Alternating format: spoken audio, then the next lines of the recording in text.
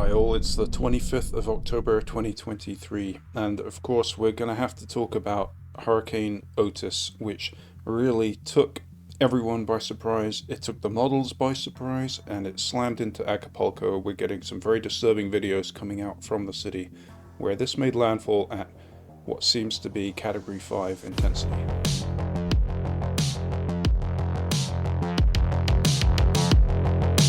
And actually, this appears to be the discussion at the point of landfall, stating that it had winds, sustained winds of 165 miles per hour, making it Category 5 at landfall.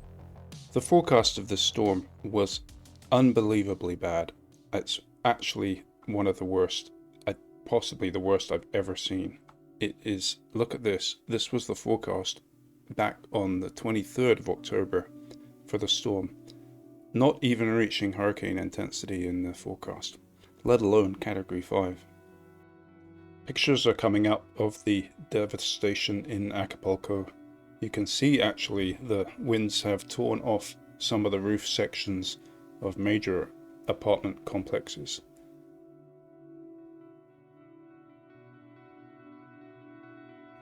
This video in particular shows indications of a severe storm surge that is not surprising but absolutely devastating in Acapulco.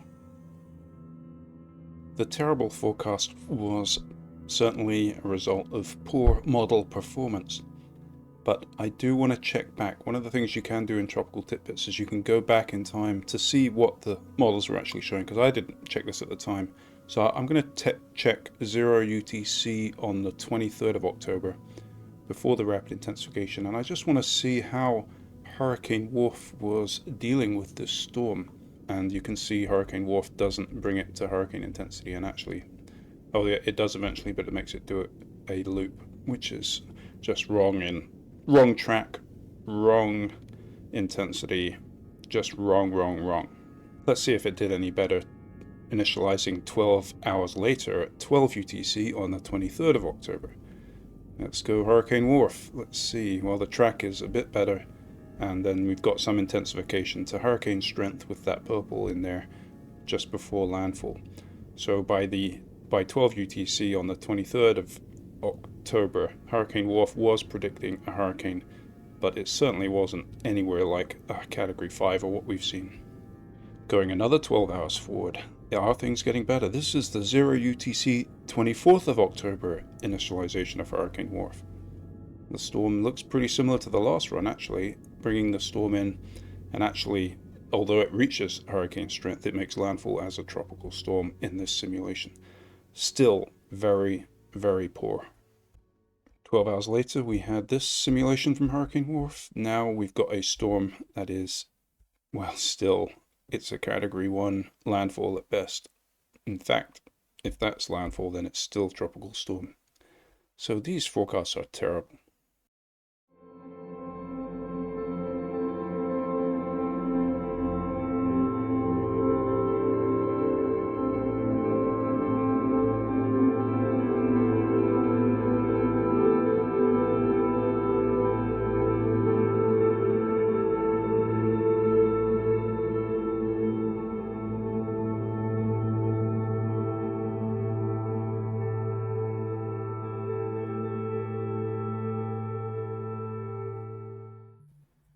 So the forecast was terrible, and I'm pretty glad I didn't do a video about this, because I would have totally messed this up. There's no way I would have thought this was going to be a Category 5 at landfall.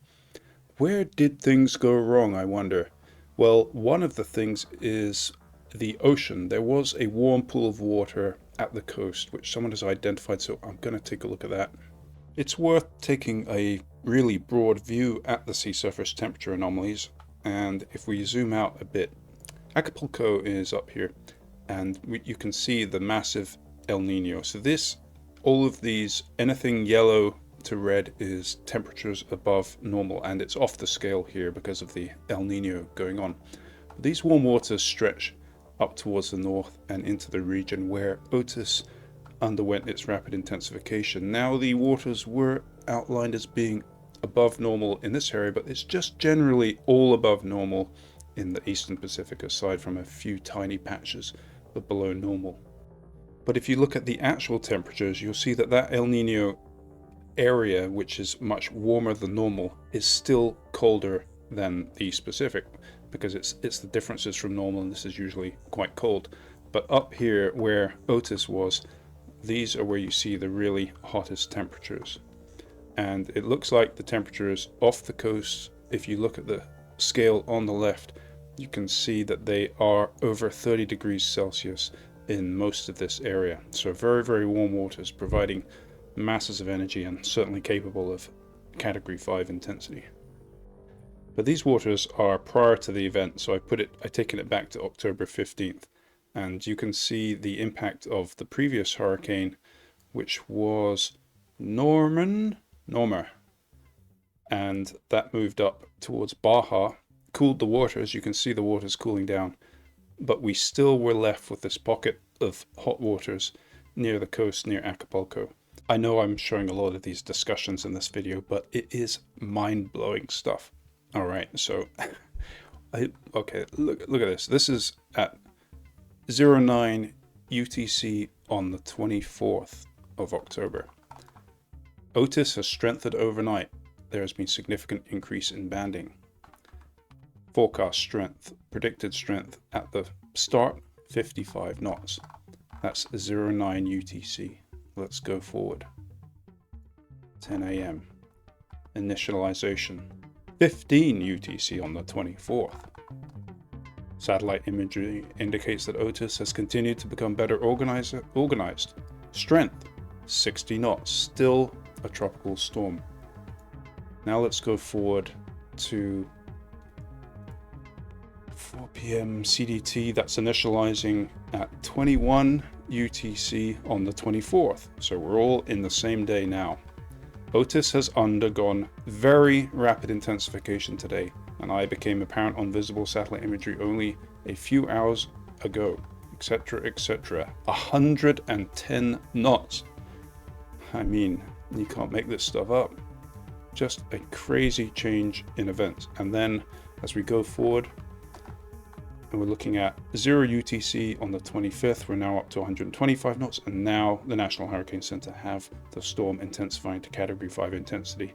They saw no reason why the rapid intensification would stop at this point. So what I want to do is look at the precise period of this extreme, record-breaking, it seems, rapid intensification, and we're going to get the best possible satellite loop of it. And then we have this discussion, and this one was at 03 UTC on the 25th of October. A nightmare scenario is unfolding for southern Mexico this evening, with rapidly intensifying Otis approaching the coastline.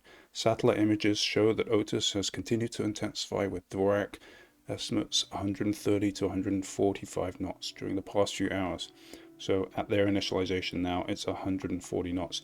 So this would mark the end of the rapid intensification. It's reached its peak intensity, I believe, of 140 knots.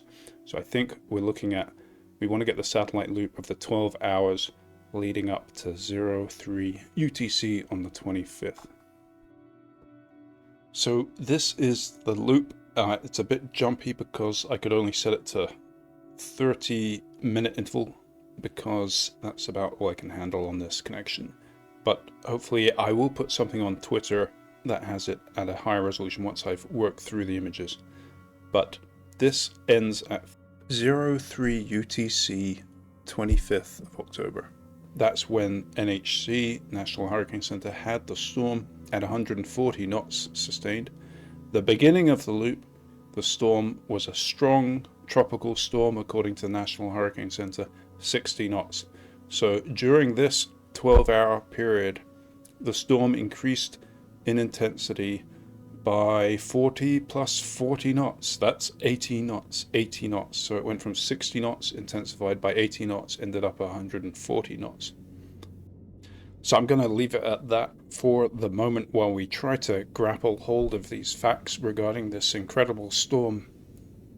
I think that it appears that the rapid intensification over 24 hours was behind Hurricane Patricia, which was also in the Eastern Pacific and became the strongest tropical cyclone ever recorded. this storm intensified slightly less and became the second strongest over 24 hours. However, what we were looking at was 12 hours.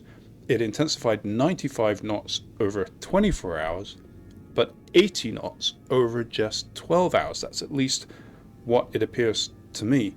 So please let me know in the comments if you know more. Come join our Discord to further discussion. We'll be looking at this and getting things under control regarding the facts in videos to come. And this comes in the context of a large number of tropical cyclones across the world, including, I think, the second earliest major hurricane strength tropical cyclone in the Southern Hemisphere season, which has already gotten started.